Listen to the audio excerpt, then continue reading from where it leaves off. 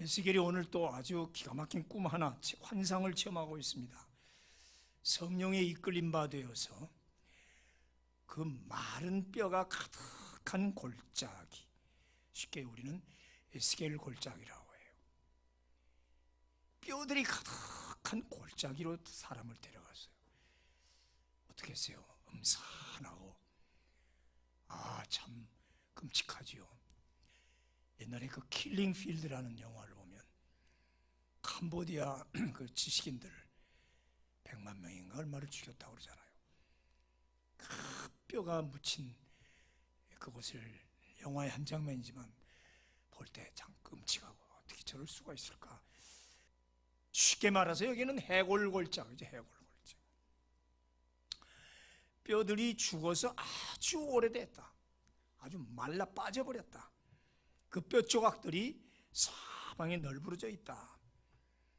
선지자가 바로 그 가운데를 지나가더라 이 말이에요. 그냥 얘기하면 또 안 되니까 조금 봅시다. 사진을 보면서 한번 봐야 또 이제 빨리 이해가 되니까.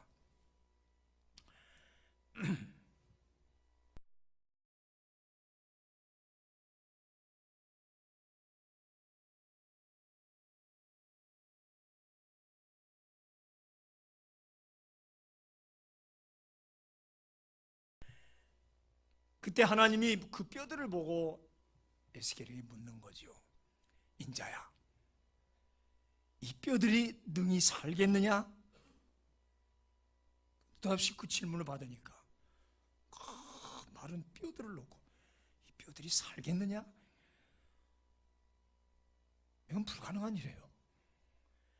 아유, 안 됩니다. 우린 보통 그렇게 얘기할 수밖에 없는데 조금 순간적으로 진땀을 흘리다가 에스겔이 대답할 때 주님이 아십니다. 주님이 아십니다. 그럴 때 이제 오늘 하나님이 에스겔에게 가서 이 뼈들에게 이렇게 명령을 해라. 너희 마른 뼈들아, 여호와의 말씀을 들을지어다. 뼈한테 그렇게 얘기하라고요? 내가 생기를 너희에게 들어가게 하리니 너희가 살아나리라. 이렇게 외치라는 거예요. 이야기가 전혀 황당하잖아요. 자, 오늘 여기서 이제 한 몇 가지를 생각했는데, 첫째는 골짜기, 해골 골짜기에서 문제는 발생하고 있었다. 하나님은 에스겔을 먼 산 멀리서 바라보고 얘기하라고 하지 않고 뼈들이 질비한 해골 골짜기 한가운데 있게 하셨다. 즉 뼈와 그 죽음이 있는 현장이다. 그래서 우리의 생명운동의 대상은 죽은 자지, 산 자에게 무슨 생명운동이 필요합니까? 하나님은 우리를 가끔 죽음의 현장, 문제의 한복판에 서게 하실 때가 많더라. 즉 관망이 아니라 체험을 시키기 위함이다. 고난은 관망이 아니라 현장이기 때문에 힘든 것이 아닙니까? 그러나 바로 이때가 말씀이 능력이 나타나는 절호의 기회다. 에스겔을 에스겔되게 하시는 하나님의 계획, 바로 에스겔은 이 아골골짜기에서 생명 비전을 본다. 비전은 항상 불가능의 현실을 토대로 하고 출발을 한다. 선자는 지금 온통 해골로 가득한 뼈더미 가운데 서 있다. 관망이 아니라 현장에 서 있다. 원문 그대로 번역하면 뼈 골짝 주위를 두루 돌게 하셨다. 어느 한쪽 펴서 이렇게 바라보는 게 아니라 일일이 다 돌아다니는 거예요. 그 돌아다니는 자체도 얼마나 힘들어요. 무섭잖아요. 공포 현장이죠. 두루 돌게 하시더라. 참 그건 지옥이죠. 그래서 우리는 항상 여기서 얻어지는 것은 비전은 핑크빛이 아니다, 회색빛, 검은빛에서 나오는 것이다. 욥이 그랬지 않았어요? 완전 절망. 완전 지옥 같은 그 피부병에서 고생했잖아요. 요셉, 모세, 바울, 우리 예수님 모두 죽음과 절망 속에서 희망의 빛을 보았더라. 죽기 일보 직전에서 그들은 살아났고 회생을 했다. 오늘의 첫 번째 주제는 그래서 고난의 현장에 서게 하시는 하나님이시다. 두 번째는 선지자는 말씀을 따라 그 뼈들에게 이제 명령을 내리죠.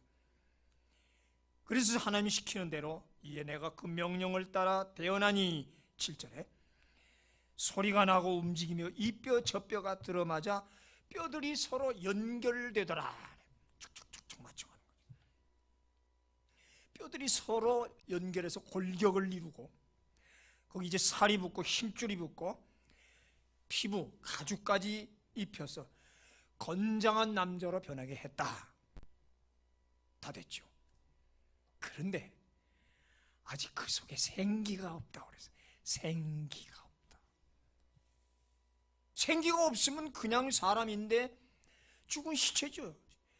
죽으면 생기가 없잖아요. 죽었다가 뭐 약을 먹고 수술을 했더니 생기가 돌아오네. 얼굴을 보니까 생기가 도네. 살았다는 얘기 아닙니까? 그러자 하나님이 또 명령을 하는 거예요. 인자야, 다시 생기를 향하여, 이번엔 뼈들이 아니라 생기가 어디 있는지 몰라요. 그냥 생기를 향하여, 하나님 생기가 어디 있습니까? 그냥 외쳐. 생기를 향하여 대신 말하라, 대언하라.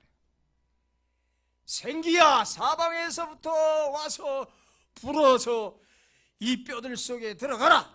그래서 살려내라. 이렇게 명령을 한 거예요. 하나님 명령이니 어떻게 해요? 아무것도 없는 허공에다 대고 생기야 불어와라. 참, 누가 보면 참 웃기죠. 그죠? 이게 웬일입니까? 갑자기 죽은 시체 같은, 지금 완전히 사람은 된 거예요. 형상은 착착 일어나잖아요. 일어나더니 큰 군대를 이루었다. 여기 큰 군대, 지난번에 설교 쭉 해왔어요. 뭐야? 마하나임. 큰 군대를 이루었다. 정말 놀라운 광경이죠. 자, 그럼 이 생기가 뭔가? 생기. 우리로 생기하면 그냥 뭐가 새로운 어떤 기운이 있는가? 우리는 그래서 원어를 봐야죠. 또 루아흐, 많이 얘기 나오잖아요. 루아흐 평생에 많이 들었을 거예요. 루아흐 하면 원학은 숨, 호흡입니다. 호흡. 그 다음에 이것이 이제 조금 더 지나서 바람. 그 다음엔 영. 우리말로 생기. 근데 주로 루아흐는 하나님의 영 할 때 많이 쓰이죠. 하나님이 처음 사람을 만드실 때 흙으로 싹 빚어서 완전한 사람 만들었어요. 아까 똑같은 거예요. 뼈가 탁탁 맞춰가지고 힘줄, 살, 가죽 다 입혔어요. 근데 아직 산 것은 아니에요. 그와 같이 우리를 흙으로 빚어서 사람을 만들었습니다. 그 다음 중요한 건 하나님의 영을 그에게 불어넣어야 돼요. 그 영, 루하흐를 숨을 후 불어서 넣었다. 그러니까 이게 언어의 유의라는 거, 이것이 같은 언어 같지만 이렇게 많은 다양성을 갖고 있는 거예요. 하나님의 영을 당신이 숨, 호흡처럼 훅 풀어서 넣었다. 그랬더니 생명이 되었더라. 살아있는 영체가 되었다. 그러니까 짐승이나 물고기처럼 단순히 숨쉬는 존재가 아니라 하나님의 영을 가진 존재가 됐다 이거예요. 그런 의미에서 우리 인간을 만물의 영장이라고 하는 거죠. 영적 존재라는 거죠. 우리의 근본 체질이 재료가 워낙 흙입니다.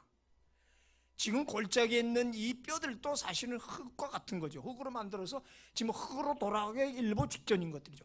이미 어떤 것은 흙으로 돌아갔고 완전히 말라서 부서져서 흙으로 돌아간 것도 있고 앞으로 이 뼈들도 해골도 다 흙으로 돌아갈 흙의 존재란 얘기죠. 역시 그렇습니다. 우리는 흙으로 와서 흙으로 갑니다. 그렇죠? 아담이란 뜻이 불다 흙이란 뜻 아닙니까? 우리는 아담의 후손이에요. 흙의 후손이기 때문에 우리는 흙으로 돌아간다는 거죠. 당연하잖아요. 그러므로 흙에서 영이 빠져나가면 그냥 흙이다. 즉 하나님의 영이 없으면 인간은 인간이 아니라, 이런 의미에서 인간은 영적 존재, 이런 의미에서 이 성령의 임재라는 게 얼마나 중요한지 몰라요. 요한복음 20장 20절에서 예수님이 이렇게 얘기해요. 이 말씀을 하시고 저희를 향하사 숨을 내쉬며 가라사대 성령을 받으라. 숨을 내셨다는 말은, 아니 예수님이 숨을 내쉬는 거하고 성령하고 무슨 관계 있을까?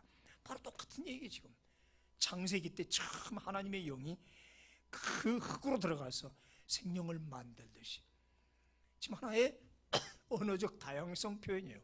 예수께서 그때처럼 호흡을 훅 불어넣었더니 영이 나간다 이 말이죠. 하나님의 영은 곧 우리 성령이라고 그러죠. 거룩한 영이기 때문에. 그 영을 에스겔은 생기, 곧 하나님의 숨, 호흡으로 표현했어요. 영어로 breath, breath, 숨, 호흡으로 표현했어요. 하나님의 호흡이 들어가면 산다. 왜? 그 숨, 호흡은 하나님의 영이기 때문이다. 당연한 거죠.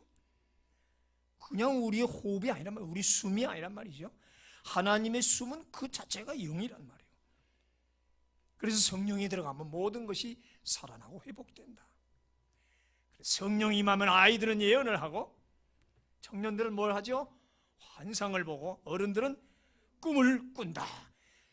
살아난다는 거죠. 아이들이고 청년이고 어른들이고 전부 죽음의 현장에서 바로 생기 현상으로 간단 말이죠. 에스겔이 하나님의 말씀을 대언할 때 생기가 들어갔다고 그랬어요. 이것도 중요한 거예요. 말씀을 대언할 때 생기가 들어갔다. 즉 말씀에 생기가 들어가서 말씀과 생기는 동반한다. 말씀이 선포되는 곳에 생기도 역사한다.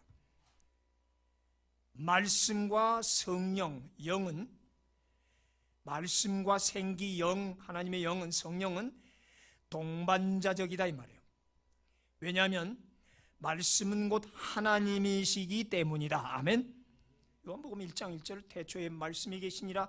이 말씀은 로고스, 곧 하나님이시니라 그랬으니까 하나님의 말씀이 있는 곳에 생기가 있고, 하나님의 생기 영이 있는 곳에 곧 말씀이 있는, 그래서 말씀과 생기는 동반자적이다.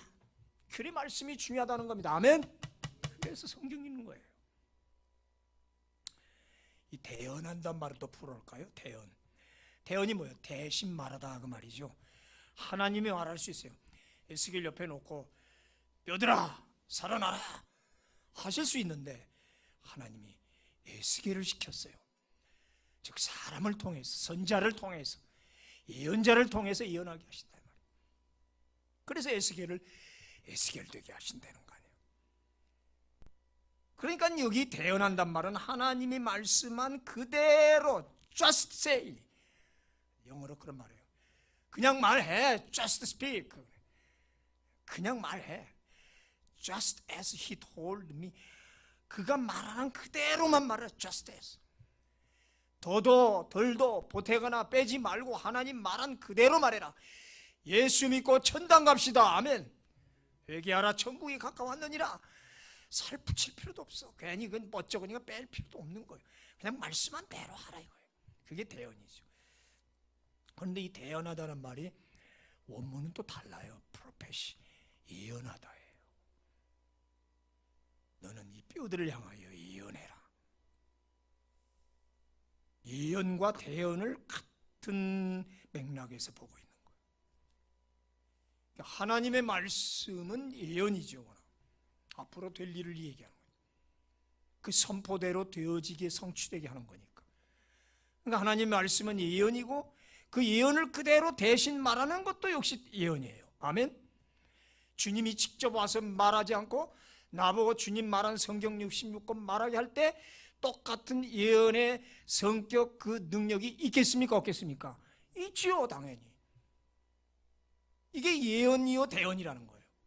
그러니까 그대로만 말하면 돼요. 살붙이고 이단처럼 빼버리니까 능력이 없는 거죠.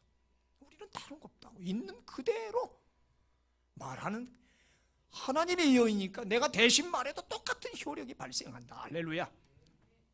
잘 지금 요약해 나가고 있어요. 결론으로. 그리고 예언은 선포적이에요. 선언적이라는 거예요. 뼈들아, 한번 살아나 주겠니? 피곤하면 관두고. 지금 힘들지? 그냥 오늘 예배 빠져도 돼요. 여러 가지로 적용할 수 있어요. 아니, 예언은 선포예요. 살아나라! 생기야, 들어가라! 선언적이다. 명령법이란 말입니다. 선포하면 살아나더라. 자, 우리는 오늘 에스겔 37장의 이 기적 사건에서 두 가지 패턴으로 나눠볼 수 있어요. 첫째는 뼈가 맞추어지고 힘줄이 생기고 살이 붙고 가죽이 덮이는 것은 1차적 기적이라고 합시다. 그렇죠? 처음에는 내가 너희를 살리리라 그러니까 뼈들이 탁탁탁탁 맞춰서 이제 다 갖춰졌죠. 이건 1차적 기적. 근데 그것은 모양만 사람이지 아직은 생명이 없어요. 군사는 군사인데 움직이지 않는 군사라는 거죠. 문제는 살아나야 군사 역할을 한다. 그러면서 생기가 들어가는 것은 2차적 기적으로 본다. 말하자면 1차 기적은 조립 상태예요. 쉽게 말하는 거죠. 그러나 2차는 그 조립한 것이 살아 움직이는 거예요. 애들이 장난감 갖고 왔는데 아무리 리모컨을 넣어도 안 움직여요. 그 배터리가 없다. 영어로는 배터리. 그래서 건전지를 끼워 넣으니까 그제서야 움직이는 거예요. 막 툭툭툭 시키는 대로. 쉽게 말한 거예요. 지금 1차적 기적 뼈가 맞추어진 거는 그냥 조립 상태로.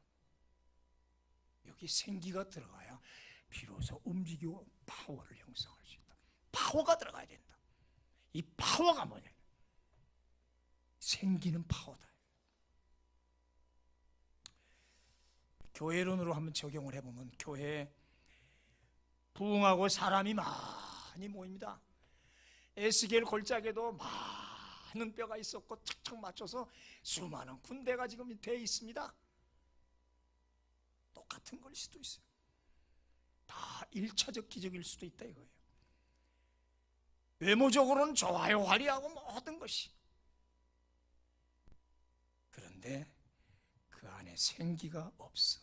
그것이 문제다. 말하자면 2차적 기적이 필요하다. 교회에 2차적 기적이 필요하다.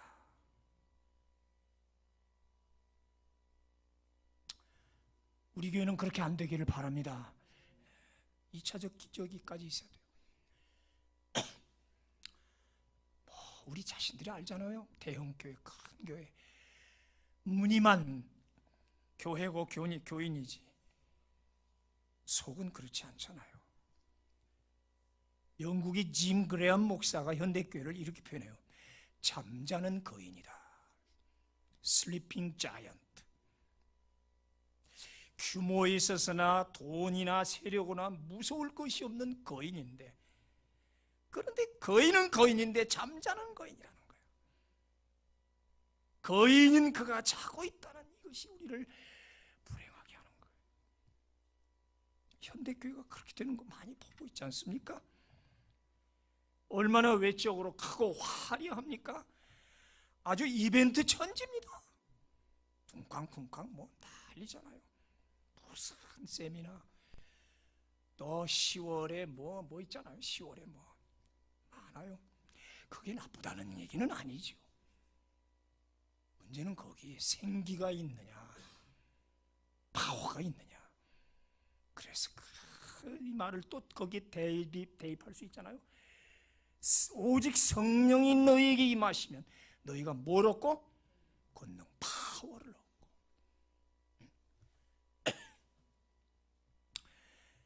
에스겔은 하나님이 분부하시며 오늘 절대 순종했어요. 의심 없이 시키는 대로 외쳤어요.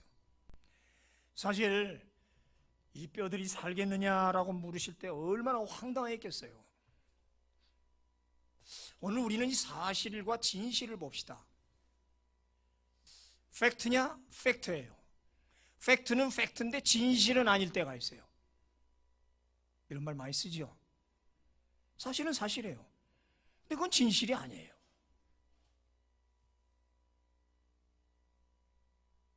사실은 불가능해요. 지금 100% 불가능하다고. 근데 진실은 가능해요. 아멘? 분명히 가능하니까 하나님 말씀하신 거예요. 인간의 눈에는 팩트고 도저히 불가능해요. 그러나 하나님은 일단 명령하실 때 그것은 진실이란 말이죠. 그래서 진실은 사실을 가능케 한다. 또 너무 어려워서 또 혼란이 와요. 따라합시다. 진실은 사실을 가능케 한다. 하나님의 진실을 추구합시다. 내 현장의 팩트를 보지 맙시다. 아멘. 그게 신앙의 눈 아닙니까? 신앙이 뭐냐고요. 팩트만 가지고 얘기하면 세상 사람 다 잘 알아요. 그리고 팩트를 어떻게 풀어나갈지도 잘 알아요. 그 사람들은. 근데 삼성 갤럭시 7이 망가졌는데 왜 망가진지를 아직도 몰라요. 팩트인데도 팩트를 못 발견하는 게 인간이에요. 또 그 첨단의 기술자들이.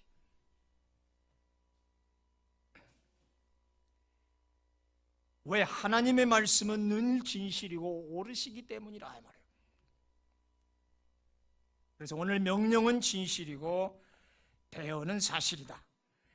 대언이 역사를 일으키는 게 아니고 진실하신 명령자가 그 문제를 해결하기 때문에 대언자는 그냥 말하면 되는 거예요. 그럼 대언자가 말할 때 대언자의 앞에 있는 그 사실은 하나님의 진실로 판명이 납니다. 아멘. 그래서 말씀대로 순종하라는 거 아닙니까? 어렵습니까? 자꾸 우리는 팩트만 가지고 논하잖아요. 아니 이거 안 됩니다. 이건 도저히 할 수가 없습니다. 왜 이런 황당한 질문을 하십니까? 어떻게 수십 년 수백 년 된 이 뼈들 해골이 어떻게 살아납니까? 그걸 보고 또 절대로 명령을 하시라니요. 하나님이 하시지요. 그런데 에스겔의 위대함은 여기서 불가능합니다. I cannot 하지 않고 어떻게 했어요? 하나님만이 하십니다. 아주 지혜로웠어요.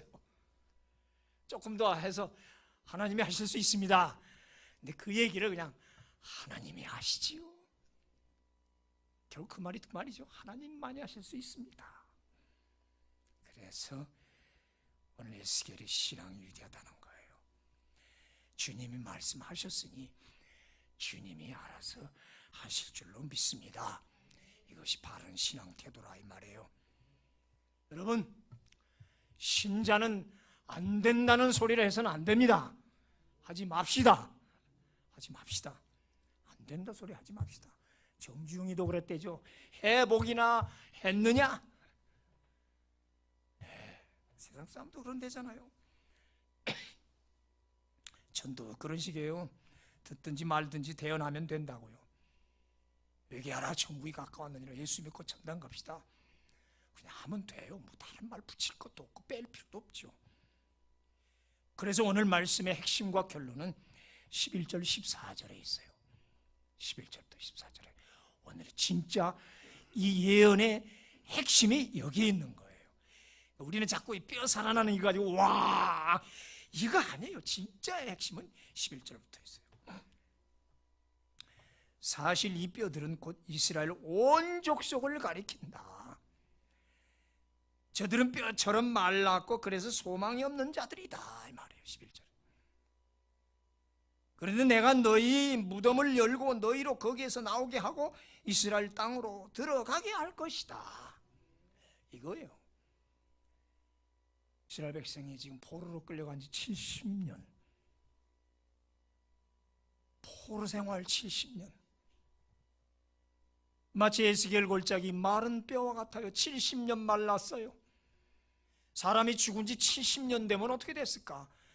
이 지금 뼈 모양도 뭐 뼈 제대로 있을까요? 6.25 때 우리 병사들 죽은 걸 지금 막 요거를 펼쳐보면 조금씩 남아있잖아요. 70년. 소망도 없다, 희망이 없다. 그런데 내가 그들을 그 무덤 속에서 열고 나오게 하고 이스라엘 땅으로 돌아가게 하리라. 이거라고요. 이 한마디 하기 위해서 이렇게 엄청난 환상을 본 거예요. 그리고 또 이건 환상이에요. 그렇잖아요. 이 환상에 우리가 놀래가지고 뭐 이럴 수가 하지 말고 지금 하나님이 우리에게 말씀하시는 요지가 뭔가를 깨닫자는 거예요. 결국 에스겔 골짜기의 마른 뼈들은 고향을 빼앗기고 바벨론으로 끌려간 이스라엘 백성을 비유하는 거였습니다. 그들은 바짝 마른 뼈와 같았단 말이에요. 70년 된 뼈, 아주 오래된 뼈라고 그랬어요. 희망도 없습니다. 여러분, 이 희망의 원뜻은 티크마, 이 티크마라고 하는데 희망을 호프, 원래 뜻이 뭐냐면 그래서 히브리어가 참 재밌어요. 끈이라는 뜻이에요. 끈. 우리 그동안 많이 들었죠. 전혀 이상 밖의 뜻이 있잖아요. 끈.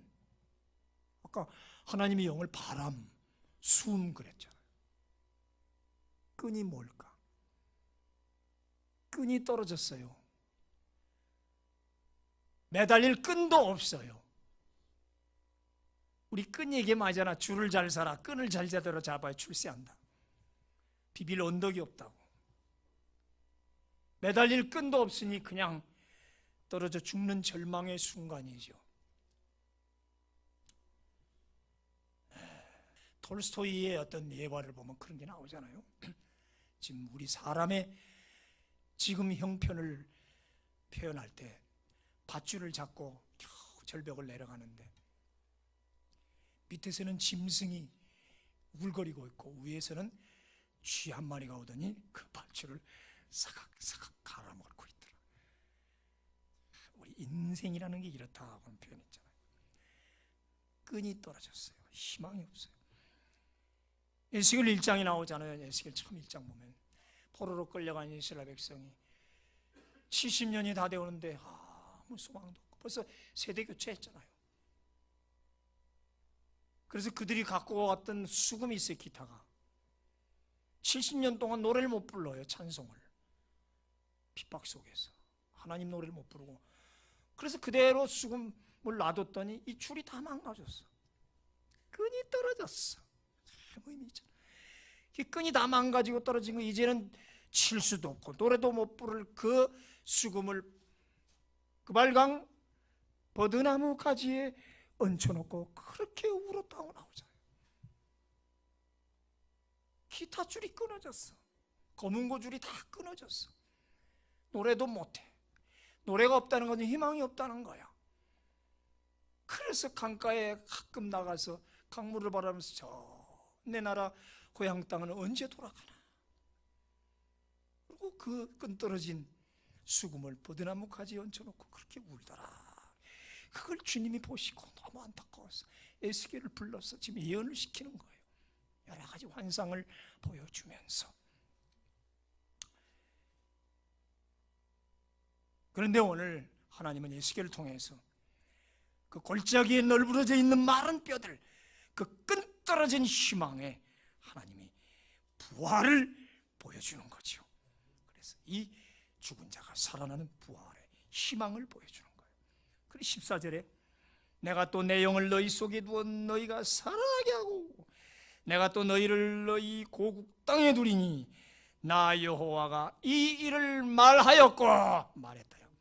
그 다음에 이룬 줄을 말씀과 성취 이룬 줄을 너희가 알리라 인정하리라 보리라. 얼마나 정확한 결론이에요. 성령은 살리는 영. 성령이 우리 속에 들어오면 우리가 삽니다. 무덤같이 어두운 골짜기에서 나오고 본향으로 돌아가게 하신다. 고국으로 귀향하는 이스라엘 포로 민족은 이제 큰 군대 마하나임을 이루었단 말이에요.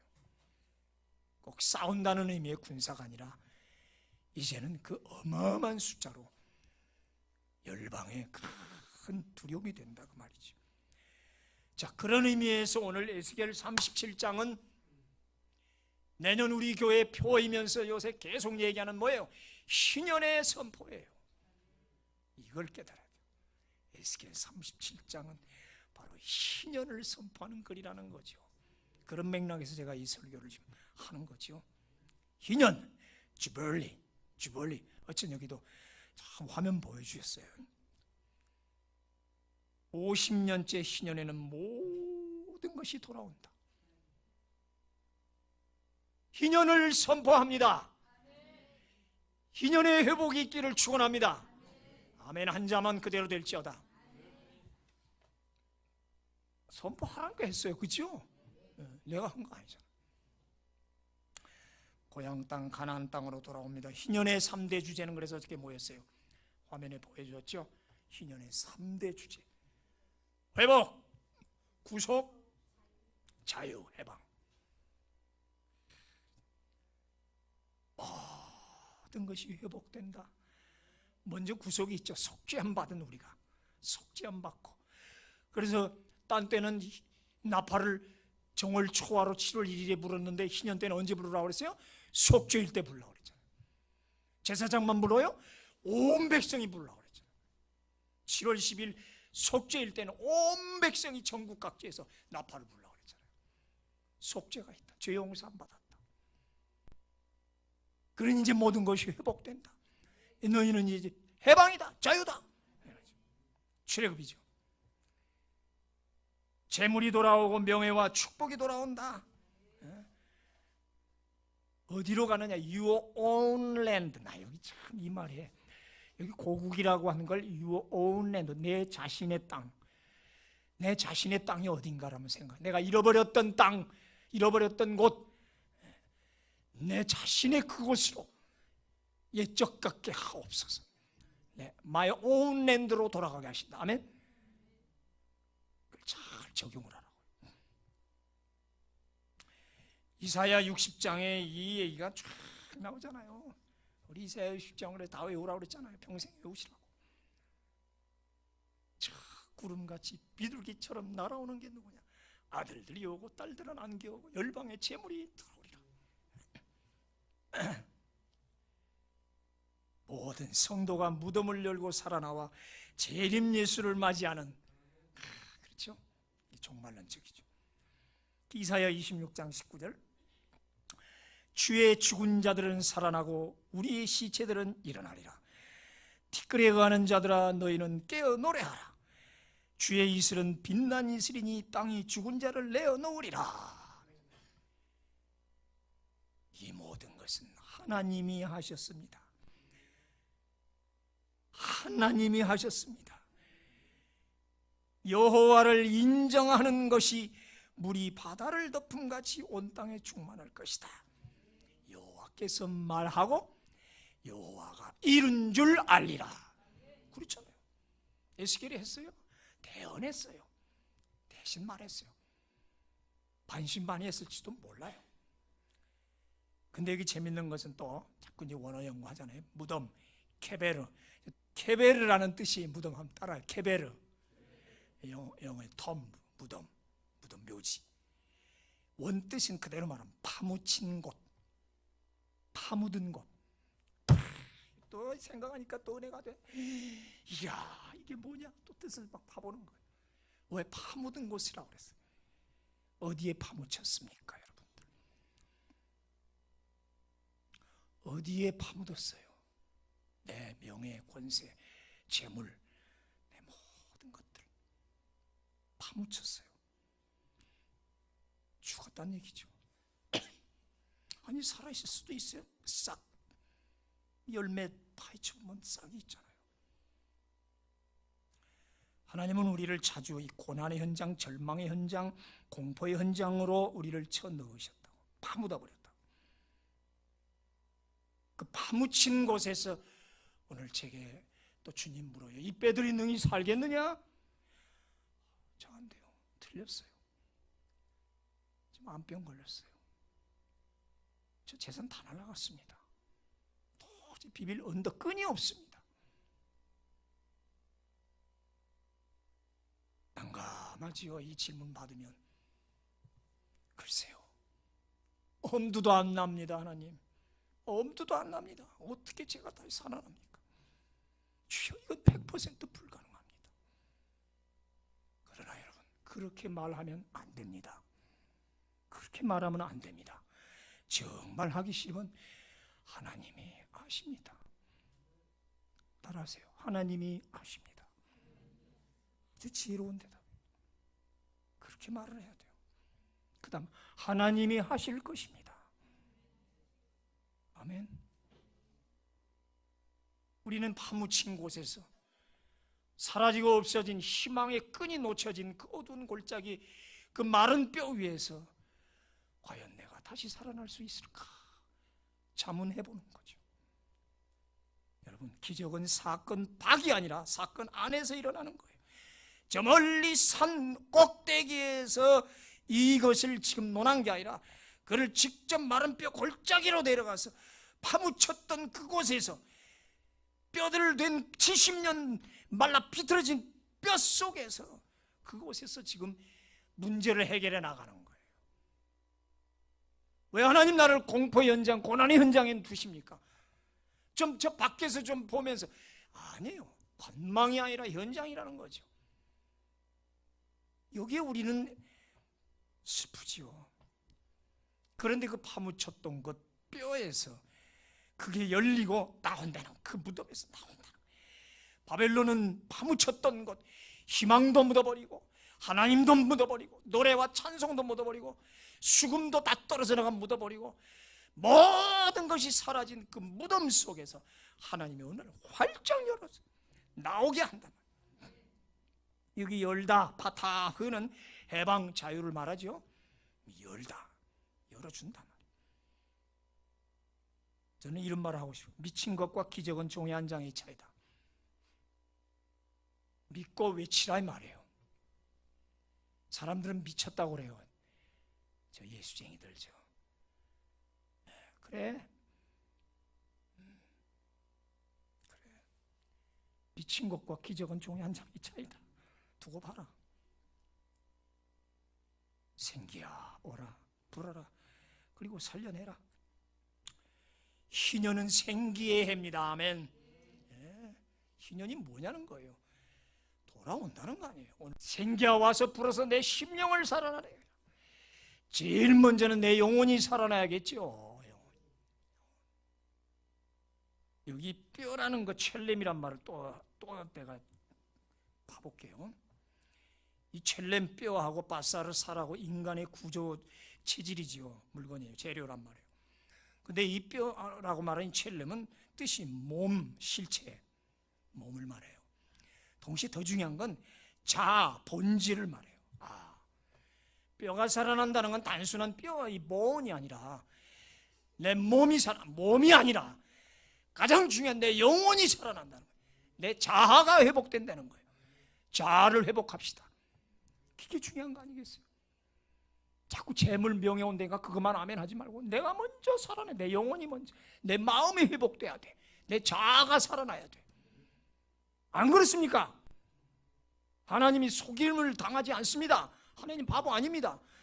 내 마음을 어두운 곳에 놓고 어떻게 이런 기적이 납니까? 내 자아를 먼저 회복하라. 네, 바로 그거죠. 영혼의 생기, 자아의 회복, 본질적 회복을 하라. 이게 더 뜻깊더라고. 그렇죠. 하나님, 내 영혼, 내 마음, 내 심령을 회복시켜 주소서. 오늘 올해 희년, 힘의 이미 시작됐죠. 희년 2017년 유대 달력으로 5777년 출애굽 후 70번째의 희년, 그리고 지난번에 말한 것처럼 개신교 역사로 또 10번째 희년 2017년. 귀한해요.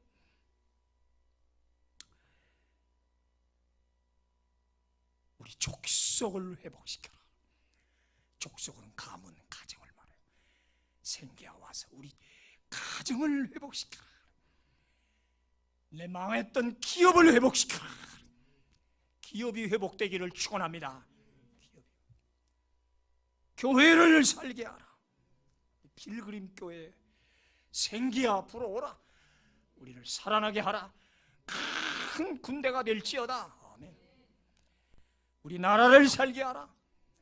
해방된 지 71년 됐어요. 70년 포로에서 돌아왔다는데 우리는 왜 아직도 해방이 통일이 안 되나?